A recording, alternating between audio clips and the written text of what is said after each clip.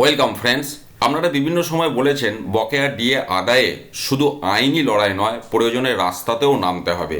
অর্থাৎ কোর্টের ভিতরের লড়াইয়ের পাশাপাশি সমান্তরালভাবে একটা কোর্টের বাইরে লড়াইয়ের প্রয়োজন, এবং তারই উদ্দেশ্যে আমরা জানি গত 1 জুলাই 2022 গঠিত হয়েছিল সংগ্রামী যৌথ মঞ্চ, এবং এই সংগ্রামী যৌথ মঞ্চ বিভিন্ন কর্মসূচি এর আগে নিয়েছে বিভিন্ন সরকারি কর্মচারী, শিক্ষক, শিক্ষিকা, শিক্ষাকর্মী সংগঠন, এবং সেই সময় আমরা দেখেছিলাম নার্স, ডক্টরদেরও বেশ কিছু সংগঠনের সাথে যুক্ত হয়েছিল।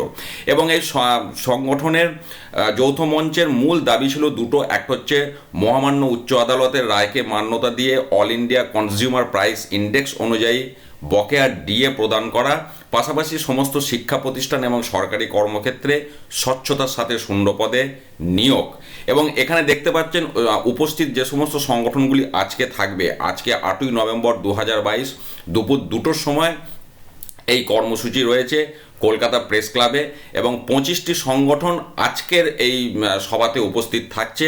অর্থাৎ বকেয়া ডিএ নিয়ে যেমন একটা আইনি লড়াই চলছে, তার পাশাপাশি রাস্তায় নেমেও একটা কিন্তু লড়াই অলরেডি শুরু হয়ে গিয়েছে, সেটারই একটা ধারা এখানে বজায় রাখা হচ্ছে।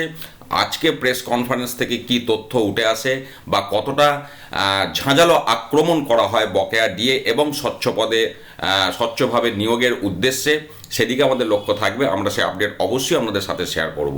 ভালো থাকুন, সুস্থ থাকুন, ধন্যবাদ।